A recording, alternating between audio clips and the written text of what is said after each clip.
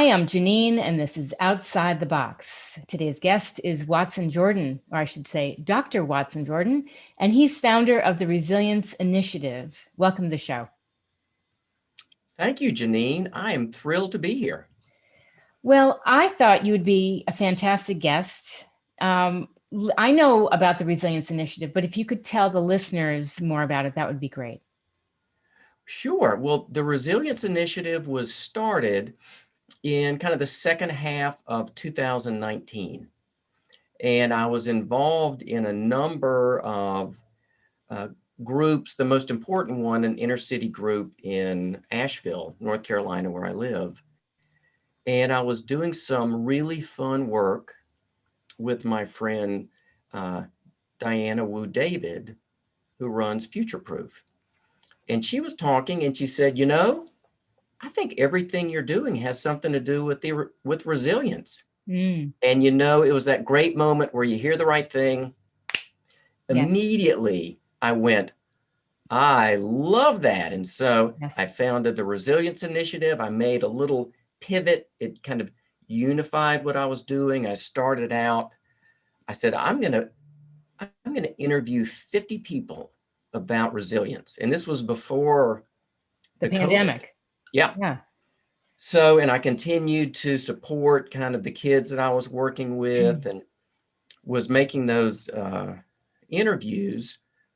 Found I really preferred doing a podcast.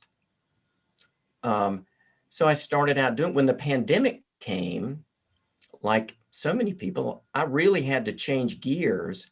yes. So the interviews changed from being about resilience,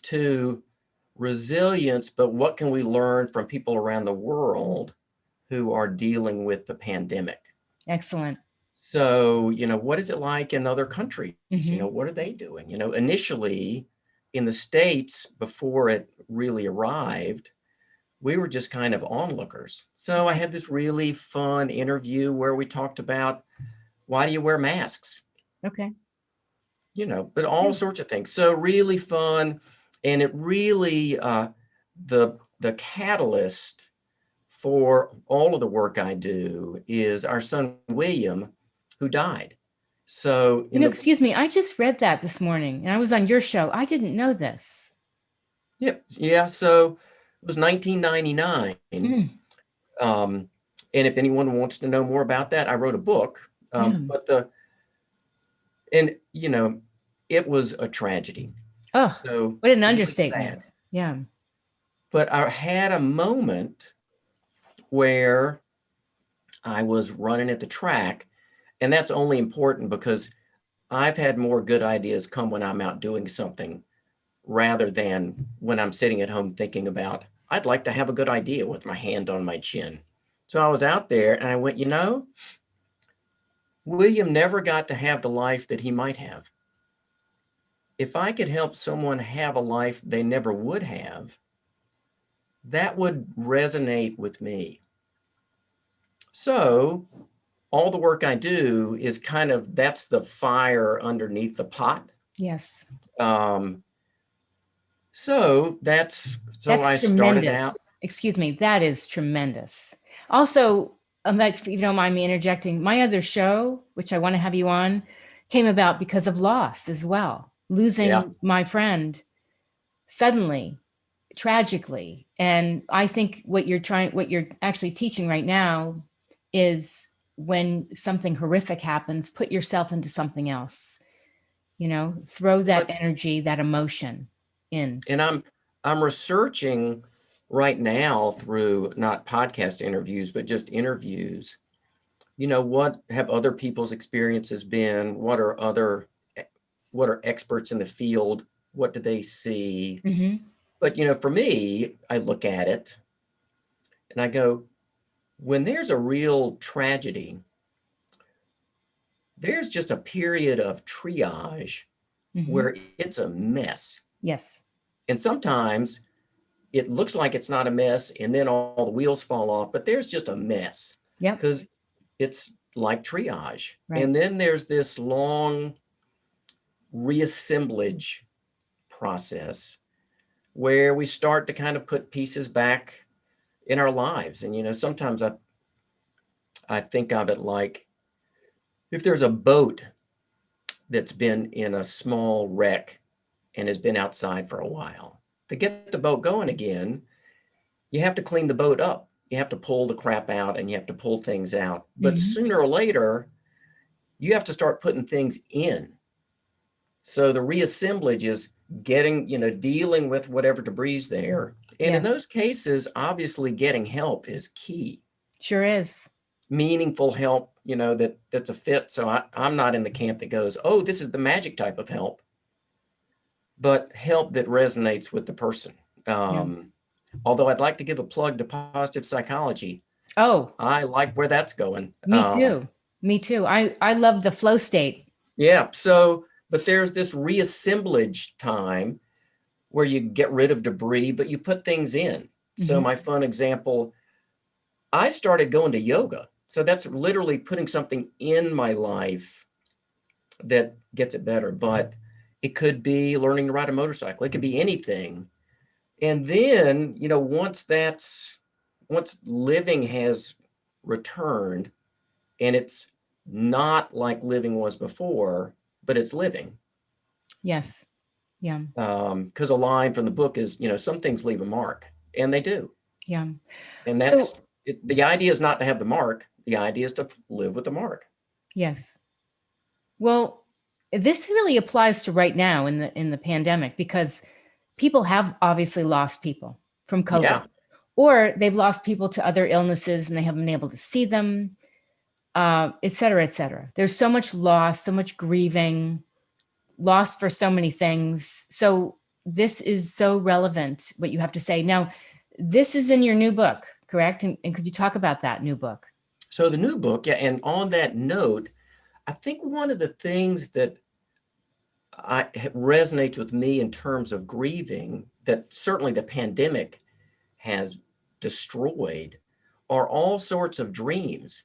Oh, You yeah. know, and here's an easy example. It has been very hard to make bigger plans in the future, to have a dream about going on safari, about visiting a friend, about Mhm. that just all got shut down. And I think Yes. that's a key element of health is, you know, having things in the Yep. future to look forward to. But the book was really fun. I had this Good. idea about writing another book. You know, the great thing about writing a first book is you realize you can write a book and then you kind of go, well, I'll write a second book. So I started out and I had a few essays. So one of them, just as an example, was called the Peril of Solitude, which is that's a very, you know, COVID-y type of, but it Mhm. was just looking at, you know, the solitude is a mixed bag. It sure is. Um, so in the midst of my writing this, all of the turbulent societal things happened during the year. The George Floyd, Yep. Black Lives Matter, the the election, the polarization, Hmm. and I belong to this great global fitness program called Kenzai. So I have friends all over the world, which I love. That's great. And I went, you know, this would be a much better collection of essays if it included other voices. So Sure. I started to reach out to as broad a spectrum as I could for gender, for age, for race, for religion, and just asking the question in the title of the book, Resilience, How the COVID-19 Pandemic Made Us Wiser and Stronger. It's And just great. said, what do you think? And so it was, well, I love doing that type of thing where I get to talk to people I like and kind of Yeah. ask them to write something. And then you get Sure. something back. And oh, it was just so heartwarming. Yeah. Is You know, that excuse me, is that what you liked when you were doing your doctorate? I mean, I gravitated towards qualitative research. Is that what you like to do? yeah, it's just a lot more interesting, Yes. you know, because the end, even if you prove something. Those were Mhm. some air quotes there. Yes. It's hard to really prove anything, but qualitative, I always felt like was more about learning.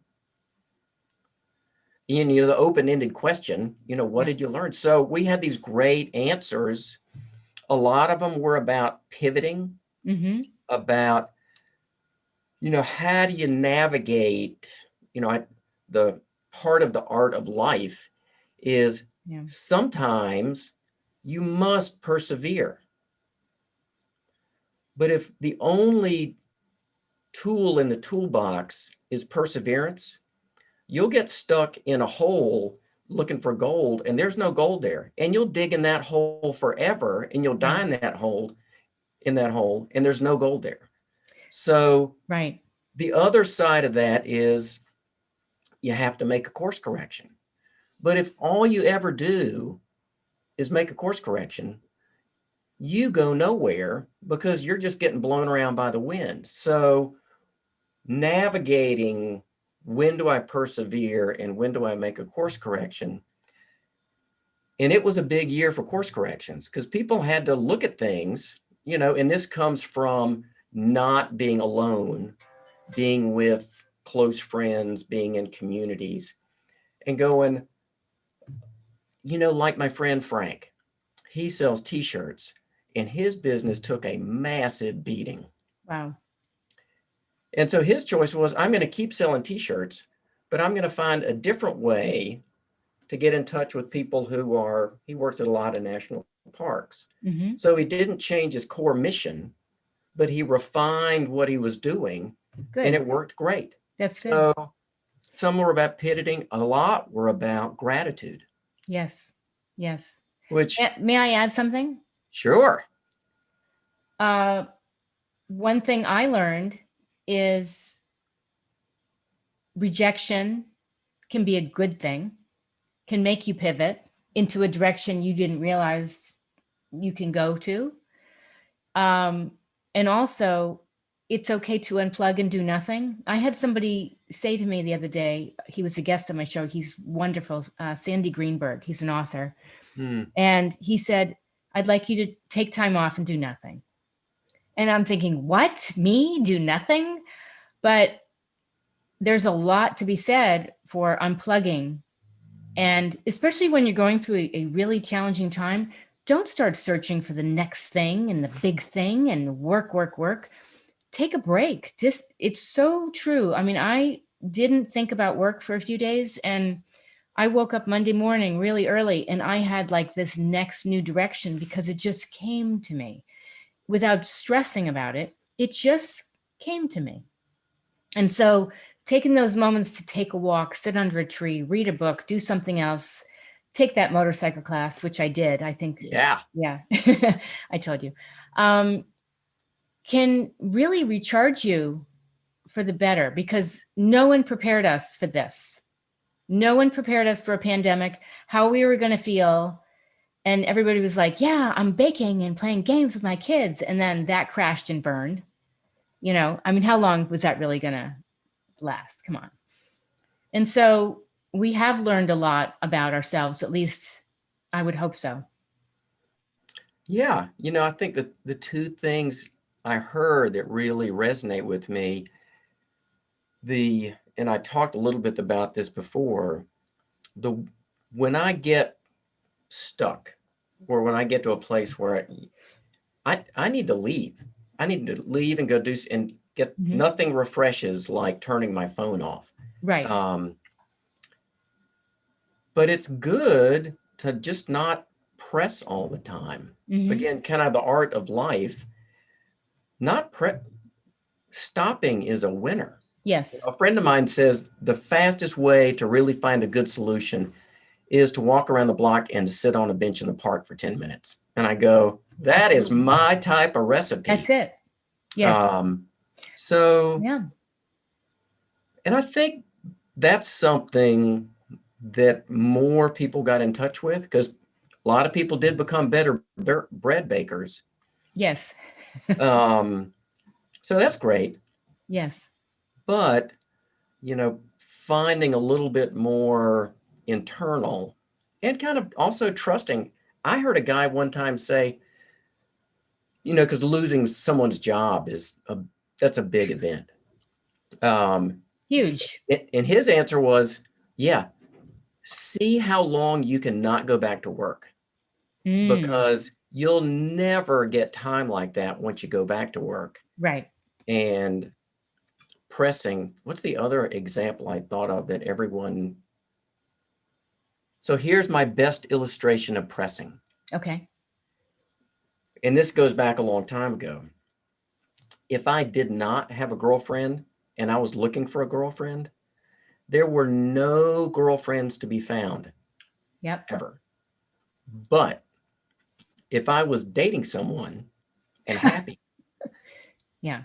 eligible girls would drop out of the tree by the score. And I kind of go, yeah, because pressing terrifies people. Yes. I, And we're never more attractive than when we're kind of at peace.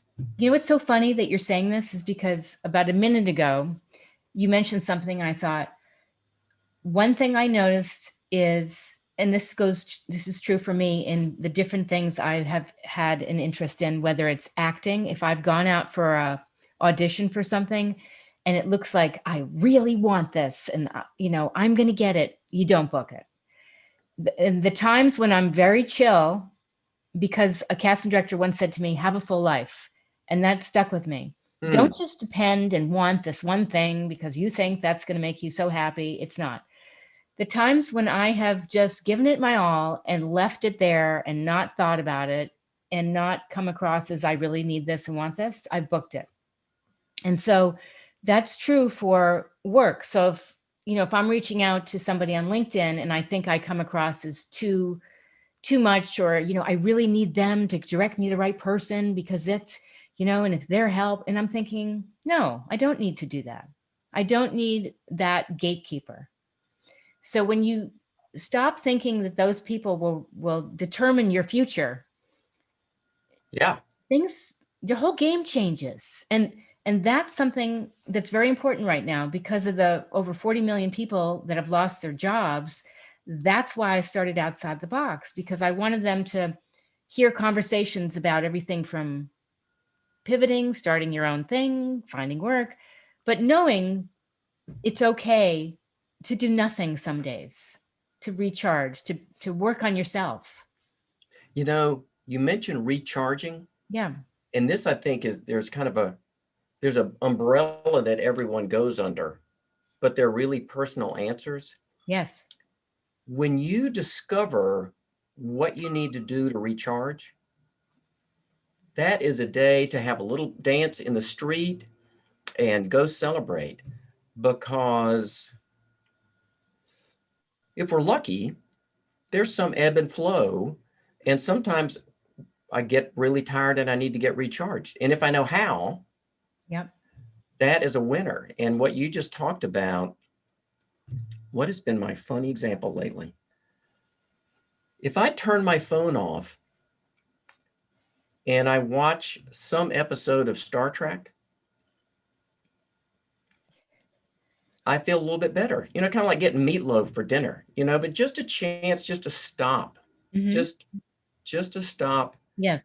take a break.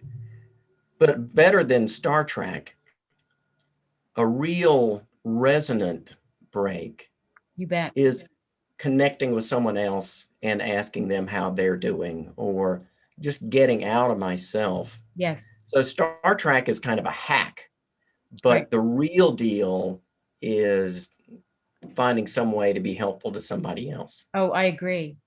Did I? That's the not hack. That's the real McCoy. No, it's so true. You know what? I think I might have told you I was doing these talks on self-care and resilience. And one of the things I did was I took info from my book and I created a method, the Gtfo method. And I have Nice. people focus on gratitude, thoughtfulness, but thoughtfulness for yourself first, your mental, physical, emotional health, and then thoughtfulness for others, which is what you said, because you might have an 80-year-old neighbor that you've never spoken to. Okay. And they live alone, they've lost their spouse, whatever it is, reach out. I mean, if you can separate yourself from your situation and go help someone else, you will feel better. It Yeah. just, you switch it up, right? Yeah. Yeah. And it's not a hack. That's a resonant Yeah. moment. I And call it then being a better human. yeah, but you get into a flow of not being, I often think about, in the old cartoon, The Grinch Who Stole Christmas, there's this great scene where he's sneaking down Cindy Lou Who's chimney and he gets stuck and he has to unstick himself. Mm-hmm. Sometimes I go, I am like the Grinch going down the chimney and I'm stuck with all my self-centeredness. Yeah. And It's that good you just, recognize that.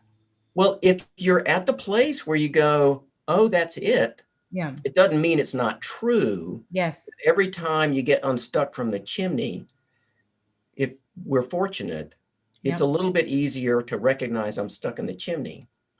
And it's a little bit easier to get out of the chimney. Right. So initially, it feels like I'm going to be in the chimney forever. Mm-hmm. But then after a while, and what's those old things? And then after a while, you just quit going down the chimney and you go in the door. There's that funny poem about stepping in a hole. By who? I don't know who it's by, but it's, I I'll have was to look it walking down up. the road and stepping in, and then finally I just didn't go in the hole anymore. So Let me ask you this. sure. What advice would you give to someone who has lost their job and they want to figure out something new, but they're hesitant? I would find a place where I could volunteer in something I'd be excited to do. Mm-hmm. And that does two things. It gets me into something I'm interested in, and I meet new people. I get to go to a new place. One of the things in work transitions, I really benefited from having some structure in my day. So if the day was, what are you going to do? I'm going to look for work all day. Mm, That's a really, really difficult path. yeah.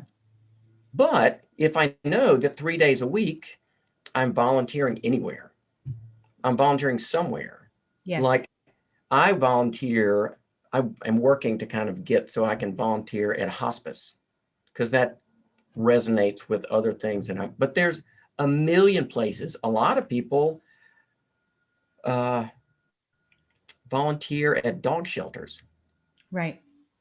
So, but anywhere, and if it's something new, it's a great way to learn something about something new. Sure. And you never know who you're going to meet. You never know. Mhm. And yeah, and Yeah. if I can get into some you never know, something will happen. You meet Absolutely. somebody. Yeah. So, and it's much easier to volunteer and get that on your schedule. Yes. Um, And that goes true for someone who reaches out to someone on LinkedIn, because some people will talk to you, which I think if someone reaches out to you, especially a student, you should respond to them. Even if you don't have the time, respond to them. But I actually think people can make the time to talk to a student. I think if you're taking a walk, let's say I walk every morning, I've taken the time to talk to several students. Gold star for you, Why walking every not? day. Why not? If I were in their shoes right now and I was interested in what it is I'm doing, I would want to have that conversation. So take the time to talk to people and don't be afraid to reach out to total strangers and connect. Even doing this, they might Yeah. offer you some little tidbit of advice. And the challenge, it's hard. So there's so many bots in the world that now a lot of people don't answer their phone unless they already know who it is, Oh, true. you know, Yeah. which I kind of go, I understand that. Yeah. So many emails go into spam and you get so many emails that aren't personal emails. So I think, Or they're scams. I yeah, almost, so, we yeah. have this kind of Yeah. filter up to keep things out. Yes. And we constantly have to recalibrate our filter so that we let some things in. Right. So here's a funny example for me now. I've been invited. to do a few things on international education, which is not an area that I work in anymore. Okay. And I go, well, I just shouldn't do that. Well, as we're talking, I'm going, I bet I would meet somebody nice. Yeah. Why wouldn't you want to do that? Yeah. So, because I had my filters too tight. Oh, Yeah. that's not what I'm only focusing on this. So, No. Say it's a yes. day. What's the takeaway from the pandemic? It's a fluid situation. Yeah. The same answer doesn't work as well every single day. But, you get to be a little bit more open to life. There was a funny book about somebody who decided they were going to spend an entire year and say yes to everything. There's a movie, Yes Day. I'm like, Yeah.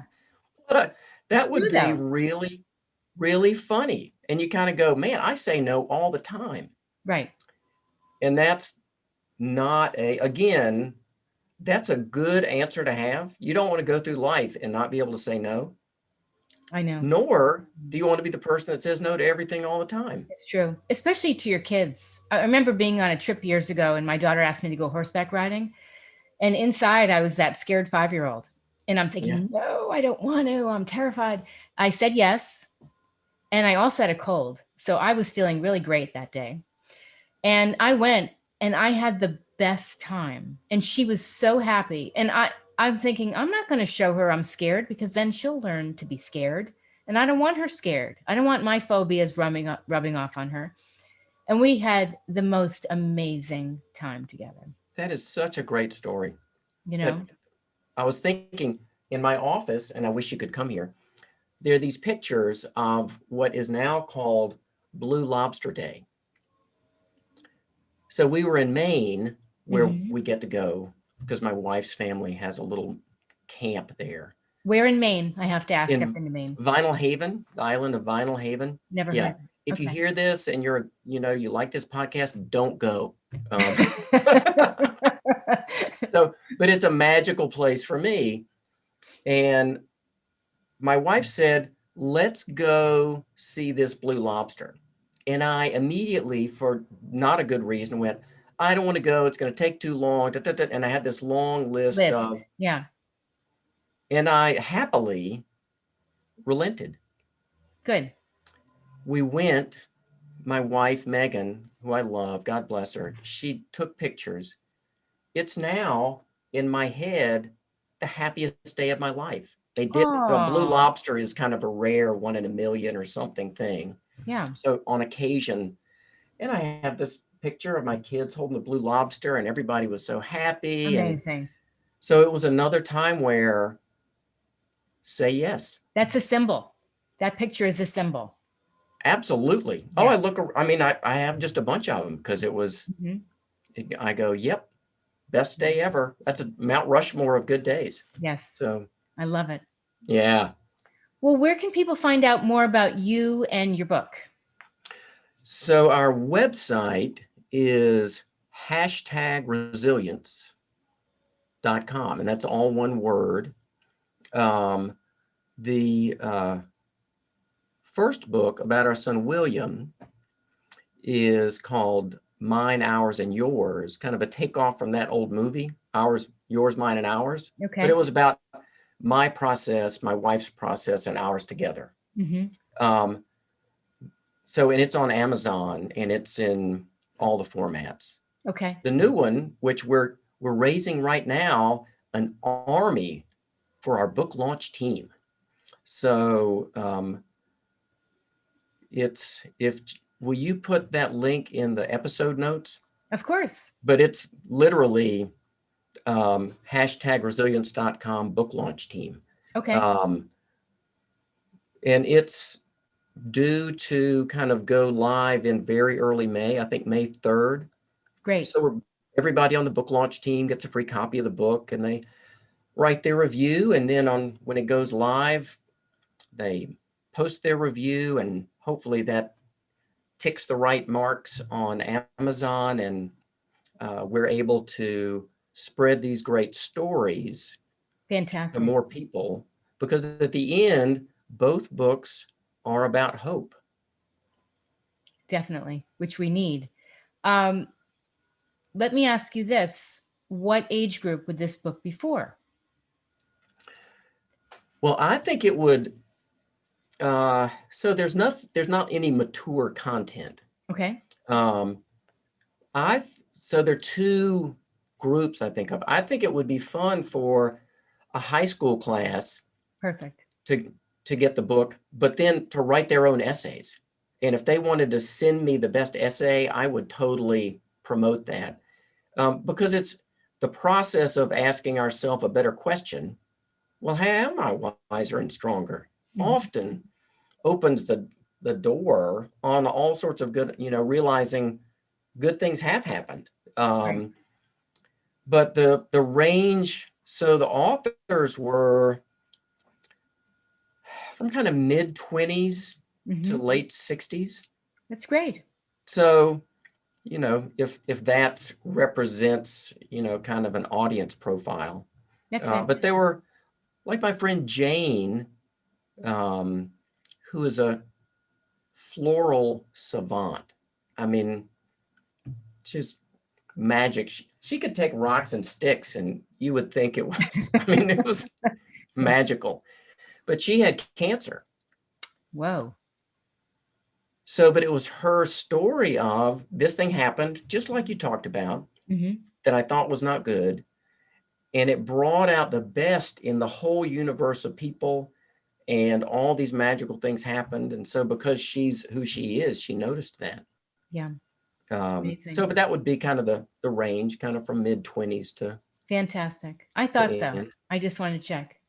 Well, Yeah, really enjoyed talking to you. I Congratulations am. on the new book. Thank you. I am so grateful, and it's an exciting time. It sure is. Although what's the old proverb?